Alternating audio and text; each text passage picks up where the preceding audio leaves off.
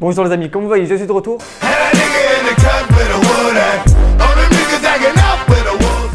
On se retrouve aujourd'hui pour parler de la plus grosse des baleines, Moby Dick. Avant de commencer la vidéo, je tiens vraiment à préciser que je n'encourage pas la chasse à la baleine, je ne fais qu'une vidéo afin d'expliquer cela.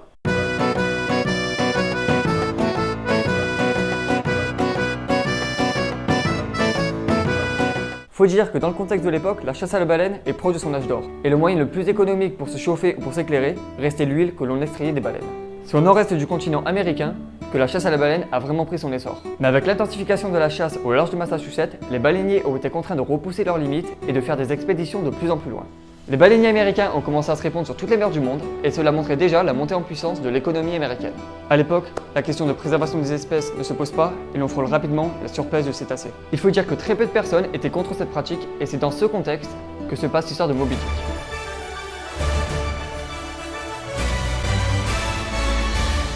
Moby Dick est l'histoire d'une importante chasse à la baleine se déroulant dans les années 1800. L'histoire est basée sur une baleine que l'auteur veut à tout prix attraper à bord de son navire, le Pequod. Cette baleine a la particularité d'avoir des proportions gigantesques, de ne pas avoir peur de l'homme et d'être blanche. Melville nous amène donc sous le commandement du capitaine Achab, un homme fier de lui, marqué d'une grande cicatrice et d'une jambe de bois. Tous deux obtenus lors d'un combat en pleine mer contre une bête mystérieuse. Et c'est ainsi que la chasse à la baleine commença.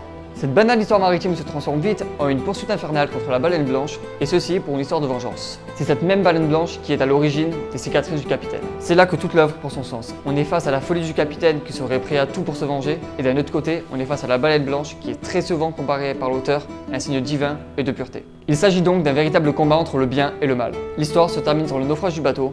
Le capitaine n'a pas hésité une seconde à se sacrifier lui-même et tout son équipage, sombrant à côté de la bête qu'il a si longtemps pourchassée. Malgré un succès mitigé lors de sa sortie, 100 ans plus tard, on ne peut qu'applaudir le travail qui a été fait, et aujourd'hui, ce livre paraît comme l'une des plus grandes œuvres de la littérature.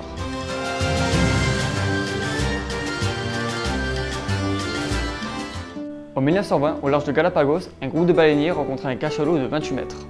Celui-ci, au lieu de s'enfuir, chargea 2 fois le bateau avec sa tête tel un bélier. Le bateau sombra dans l'océan peu de temps après cette attaque. Les 20 hommes de l'équipage montèrent alors sur des chaloupes de sauvetage et pensaient rejoindre la terre ferme en moins de 30 jours. Malheureusement pour eux, ils naviguaient totalement à l'aveugle et quand les vivres tomba à zéro, les problèmes commençaient réellement. Un premier marin décéda et suite à cela, les autres n'ont pas hésité à le manger pour survivre. C'est ainsi que tous les matelots noirs de la chaloupe ont été tués et mangés.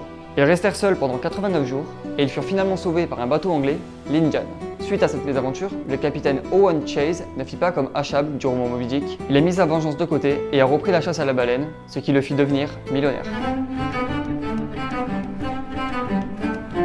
Depuis le 2 décembre 1946, la chasse à baleine est devenue interdite pour la conservation des espèces. Mais encore aujourd'hui, quelques pays pratiquent cela, que ce soit tous les territoires du Nord par les Inuits, la Norvège ou le Japon. C'est ainsi que chaque année, plus de 100 baleines sont attrapées et tuées dans leur filet.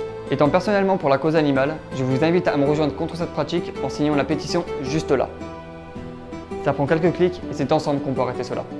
Je vous remercie de votre attention. Je vous dis à très vite. Ciao.